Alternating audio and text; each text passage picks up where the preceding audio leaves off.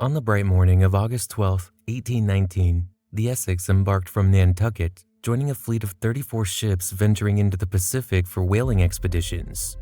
Despite being a veteran vessel, having earned respectable profits from 6 prior voyages, the Essex, built in 1799, was showing its age and relatively small size. Despite its reputation as a fortunate ship among sailors, newer, larger vessels were becoming the trend in the flourishing whaling trade. Its owners, Gideon Folger and Paul Macy, did some repairs, including costly coppering, but avoided excessive spending on the aging hull. But this would turn out to be its last voyage. Welcome to Lucky Life. Today, we are talking about Essex, an American whaling ship that a sperm whale rammed on November 20th, 1820, and later sank. Although all 20 crewmen initially survived, only 8 were rescued following an arduous journey that devolved into cannibalism. How did they survive? Well, let's get started. A capable ship and crew. Having sailed on multiple successful ventures since its construction in 1799, the Essex, although smaller in size, underwent essential upgrades, including hull coppering, before its 1819 expedition. As a floating whale processing hub, immediate refinement of the catch was crucial for profit optimization and to prevent spoilage during the lengthy voyage. A diverse crew with varied skills, from carpentry to cooking and hunting, ensured the ship's smooth operation and the crew's well-being. Setting sail with a crew of 21, including both Nantucket locals and off-island sailors, the Essex boasted a mixed-race composition, reflecting the era's diverse maritime workforce. Though slavery persisted elsewhere, it wasn't legal in Massachusetts, fostering racially inclusive crews. George Pollard Jr. led the ship as captain, with Owen Chase as first mate and Matthew Joy as second mate.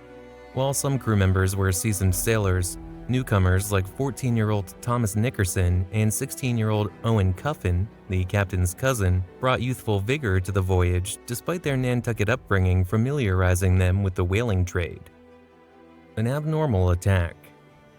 The journey southward took the crew about 2 months before they made their first catch off the Brazilian coast.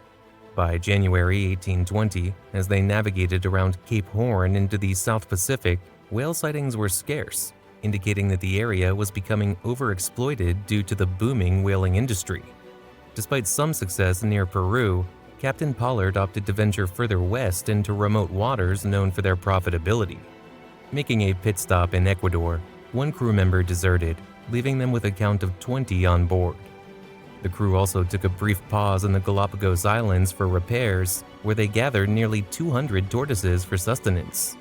Approximately a month later, after covering 1,500 nautical miles from the Galapagos, the crew found themselves in the offshore grounds of the vast West Pacific. On November 20th, they spotted whales and launched 3 whaleboats from the ship. During the pursuit, First Mate Chase's boat sustained damage, necessitating a return to the Essex for repairs.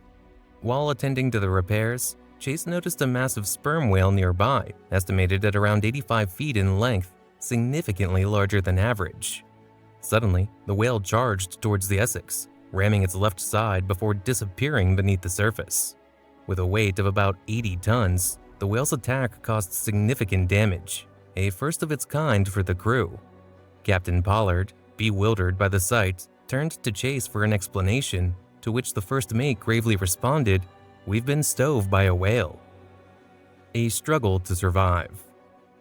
As the boat leaned precariously at a 45-degree angle within an hour, the frantic race to salvage what they could began. For 2 days, the crew worked tirelessly to brace themselves for survival as they witnessed their ship sinking before their eyes. Strengthening the whaleboats with extra cedar planks and fashioning sails from salvaged canvas, they salvaged some navigational tools and provisions, facing critical decisions ahead. Splitting into 3 teams, each led by the highest-ranking crew members, Pollard, Chase, and Joy, preferences and circumstances influenced crew assignments. Provisions, including 65 gallons of water, food, and a firearm, were divided among the boats, although Joy's group received no navigational aid. Captain Pollard initially advocated sailing towards the Society Islands, approximately 2,000 miles westward, guided by prevailing winds. However, concerns of cannibalism stemming from rumors swayed Chase and Joy against this route. Instead, they opted to head south, then east towards South America, despite the challenges posed by wind direction. Sailing together, they endured arduous conditions, surviving on meager rations of half a pint of water and 500 calories per day per man. Landing on what they believed to be Ducie Island on December 20th, they found a temporary break with the unsustainable for long-term survival. After 6 days, they resumed their journey, although with 3 Nantucket crew members choosing to remain on the island. Within weeks, rations dwindled further and tasks became increasingly strenuous. Tragically, Matthew Joy succumbed to health issues on January 10, 1821. Shortly after, Owen Chase's boat became separated from the others, leaving him and his crew isolated at sea.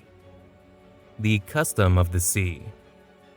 With Joy no longer there to enforce rationing, the men in his boat quickly depleted their supplies. On January 20th, another crew member, Lawson Thomas, passed away.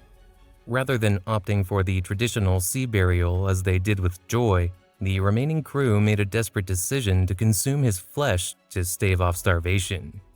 What's perhaps even more startling than this act is that cannibalism was not unheard of among sailors in dire situations.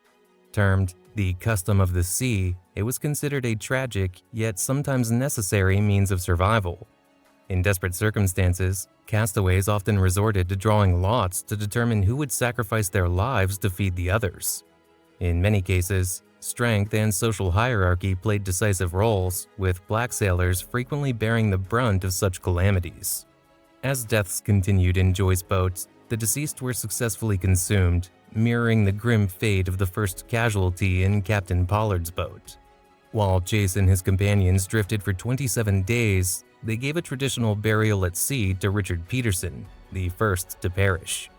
However, when Isaac Cole passed away 3 weeks later, his remains were consumed. Chase's boat dwindled to 3 men, while Pollard's had 4. Sadly, the third boat had drifted away from Pollard's, never to be seen again. On the 74th day, the men in Pollard's boat, faced with dwindling prospects, made a harrowing decision.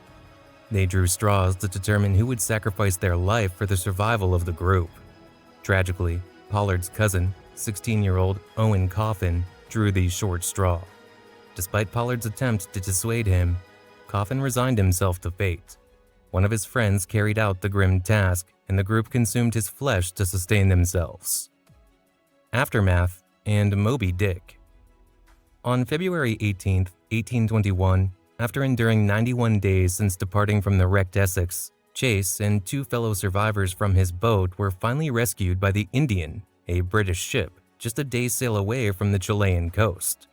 5 days later, the captain's boat, located around 300 miles distant, was found. Only the captain and 1 other crew member remained alive, picked up by the whale ship Dolphin.